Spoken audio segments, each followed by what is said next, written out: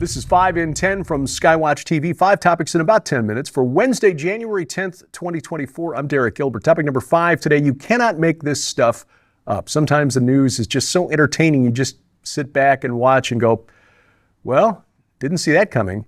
According to a court motion filed on Monday, Fulton County, Georgia, District Attorney Fani Willis improperly hired her married lover to prosecute Donald Trump. The court motion argues the criminal charges in the case are unconstitutional and alleges that Special Prosecutor Nathan Wade, on the right on the screen behind me, a private attorney, paid for lavish vacations he took with Willis using the Fulton County funds, taxpayer dollars, he was paid by Willis for this prosecution. County records show that Wade has been paid nearly $654,000 in legal fees since January of last year. The district attorney, Ms. Willis, authorizes that compensation. Nice work if you can get it, as the old song goes, and you can get it if you try. Well, the motion was filed on behalf of former Trump campaign official Michael Roman, wants to have the charges against Roman dismissed, and for Willis, Wade, and the entire district attorney's office to be disqualified from further prosecution of the case. Roman's lawyer, Ashley Merchant, said she reviewed the case file in Wade's ongoing divorce proceedings. Again, Wade married when their relationship began, according to the court filing. Made copies of certain documents which she can't make public because the court case has been sealed improperly, according to Merchant. Now, it's unclear if the issues raised in the filing undermine the validity of the indictment against Trump and the remaining 14 co-conspirators in the case, or simply muddy the waters by questioning Willis's professional ethics. Willis could completely destroy, this is the irony here, Willis could completely destroy the case that she's brought against Trump and all of his co-defendants because she wanted to give her married lover a job. And if that wasn't enough, the Daily Caller reports Tuesday that after his appointment as a special prosecutor, Wade met with officials of the White House Counsel's office, the official attorneys representing the president, in May and November of last year. This was during Willis's investigation of Trump, but before charges had been filed. Now, it's unclear whether he met with the White House counsels, Dana Remus or Stuart Dellery, but if there's a conflict of interest here, the district attorney would have the case removed from her office. It would revert to the oversight of Georgia's prosecuting attorneys council, most of which are conservative Republicans and favorable to Trump. Again, you can't make this stuff up. Now, here's the thing. This just shows the division that is ongoing inside the country, where behavior this egregious was not considered an obstacle to, allegedly, we have to say, it was not considered an obstacle to prosecuting Donald Trump on novel grounds, in other words, untested and perhaps unconstitutional grounds. They don't care if they're being hypocritical. It's all about hierarchy, not hypocrisy. And in case we haven't learned this yet, we are not at the top of this hierarchy. And that leads to topic number 4, civil war. Now, it may just be lawfare instead of actual warfare, but the Biden administration has vowed to continue pursuing and convict all people who broke the law in the January 6th, 2021 Capitol riot, including those who never entered the building or who may not have even been present at the Capitol on that day. Hear what I say. Prosecuting those who didn't enter the building and weren't even present at the Capitol on that day.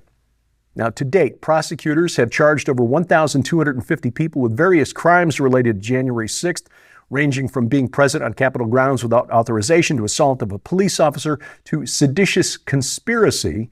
That's like conspiracy to overthrow the government. Worst sedition ever.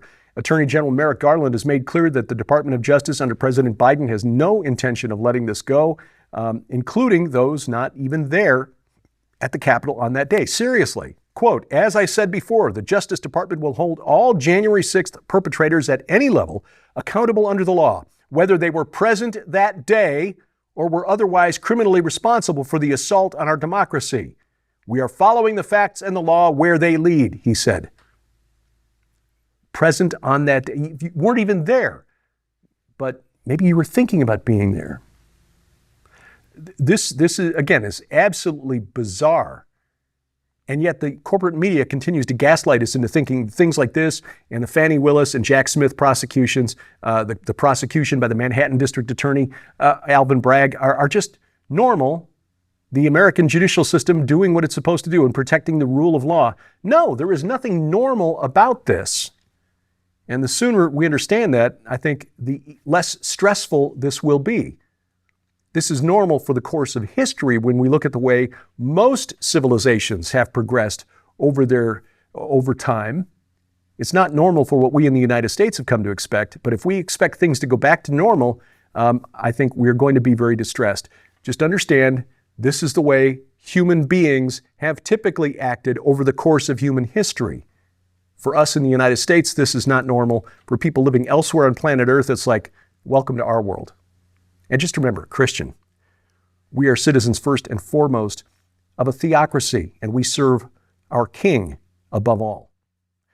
Topic number 3, insurrection. Yes, dozens of Democratic members of Congress are calling for the disqualification of up to 126 Republican colleagues in the House of Representatives under the theory that the 14th Amendment of the Constitution gives them the power to bar anyone linked to insurrection. Again, January 6th, worst insurrection ever. But of course, the way this is being defined for the purposes of the 2024 election, it means basically anyone who dared question the results of the 2020 presidential election. Challenges brought to disqualify Trump from the 2024 Republican primary ballots have been brought in more than 30 states. The courts will probably strike most of those down, if not all of them, because again, there's no legal basis. He's not been charged with or much less convicted of seditious conspiracy.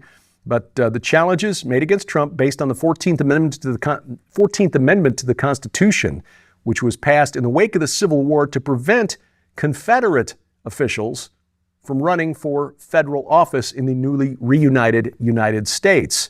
Now, of course, this approach to disqualifying Republicans from running in 2024 ignores the fact that many Democratic members tried to challenge the results of the 2012, 2016 presidential elections. Former Speaker Nancy Pelosi, Senate Judiciary Committee Chairman Dick Durbin, then Senator Barbara Boxer, Representative Jamie Raskin, January 6th Committee Chair Benny Thompson, all did it, 2012, 2016. 2016, I should say, not 2012, because Obama won in 2012. But anyway, you get the point. Again, it's not about hypocrisy. They don't care that they're being hypocritical. They know they're being hypocritical. Doesn't matter. It's the exercise of power to preserve the hierarchy, and we're not at the top. The Supreme Court really needs to take up this issue and put this theory to bed once and for all, because it's going to lead to chaos in this country, and the Civil War may turn from lawfare into actual violence in the streets. Fiery, but mostly peaceful. Topic number 2, follow the money. United States Conference of Mayors sent a letter in November to Congress saying the federal government trying to get more into 10 minutes than usual, needs to spend more money to help with the border crisis. The Shelter and Service Program, founded by Congress, funded to the tune of about $364 million in fiscal year 2023, really a drop in the bucket compared to the overall federal budget. The mayors want to increase funding that program to $1.4 billion minimum. In other words, we're happy to remain a sanctuary city. We just want more money. Coming up, the Diversity Industrial Complex. That's next on 5 and 10. Jonathan Cahn is back with his most explosive book ever, The Josiah Manifesto. This stunning book exposes whether or not a 3,000-year-old calendar of appointed days provides the secret to the most dynamic year of our lives. Even ordaining a plague, a national lockdown, days of fire, and the changing of the Supreme Court. Secret information regarding an anonymous prayer and a mysterious template that may lie behind the event that overtook Capitol Hill and shook the nation. And the mysterious ancient king that may have revealed the secret behind a modern American president, and so much more. Also included in this must-have collection, The Gods of the Bible Unveiled on DVD, where Derek Gilbert systematically breaks down how to understand what the gods in the Bible are and what their place in Christianity actually is. In this instructional guide, you'll be taken step by step through why God calls his sons gods in the Psalms, how the fall in Genesis was only one of 3 divine rebellions, and how the Greek gods and titans found their origin in our Bibles. But that's not all. In this amazing offer, you'll also receive the Jonathan Cahn Collection, featuring 3 uncut, extended, and too hot for TV episodes on the return of the gods that will leave you speechless. This DVD also includes 3 additional episodes of Jonathan's best interviews with the Skywatch TV investigative team. Sold separately, these items hold a retail value of over $75. Yours now for your donation of only $35 plus shipping and handling. But right now, you can upgrade your master collection to include the absolutely astonishing Josiah Manifesto Uncensored 8-DVD album featuring hours of additional totally uncensored raw materials and mysteries that are not included in the book or anywhere else but right here, including the Island of Mystery, the Winds of Hinnom, Jehu and the Temple of Baal, the Jubilean Redemption and the Child of the Nile, and the Manifesto Part 1 and 2 and the very last mystery. This special upgrade includes all of the items from the Josiah Manifesto Master Collection and the exclusive uncensored 8-DVD album, which altogether holds a retail value of $200. Yours now for your donation of only $74.99 plus shipping and handling. So be prepared to understand the end times like never before as you dive into the Josiah Manifesto Master Collection or the Master Collection with upgrade uncensored 8-DVD album. So order now at skywatchtvstore.com or call 1-844-750-4985 and ask for the Josiah Manifesto Master Collection. Item number 1 today, congratulations to the Michigan Wolverines, the 2024 college football champions. Alongside the success of the football program at Michigan, the University of Michigan continues to exponentially grow its diversity, equity, and inclusion staff. At least 241 paid employees now focused on DEI and payroll costs, now exceeding $30 million annually. This is according to an analysis conducted for the website The College Fix.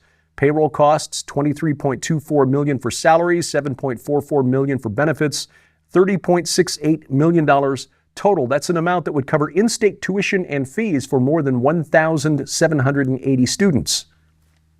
But diversity, much more important. For comparison, by the way, the Championship University of Michigan football program spends a little over $50 million per year on football, compared to about $31 million for diversity, equity, and inclusion. Michigan's big rival in the Big Ten Conference, The Ohio State University, more than doubled its diversity staff in just the last 5 years. Now 189 diversity employees, but as with Ohio State football, still trailing the University of Michigan. This week on Skywatch TV, we talk about the Josiah Manifesto. Who was King Josiah in the Old Testament, and why is his life and legacy perhaps a blueprint for how to survive these turbulent times? Jonathan Cahn discusses his latest book, The Josiah Manifesto. Special offer includes some exclusive video content. You can find out more about that and just enjoy the jaw-dropping programs with Jonathan Cahn. Right now at skywatchtv.com. Our videos are always at our website. You can also catch it right now at our Roku or Apple TV channels. Our YouTube channel for the main Skywatch TV program at Skywatch TV Now. Rumble.com/SkywatchTV, or if you're watching over the air, YouTube.com or SkywatchTV.com/channels, but our mobile app. Also, all of our video content always there, along with an audio Bible, a calendar of upcoming events, news updates 3 times a week, even a place to donate if you're so led.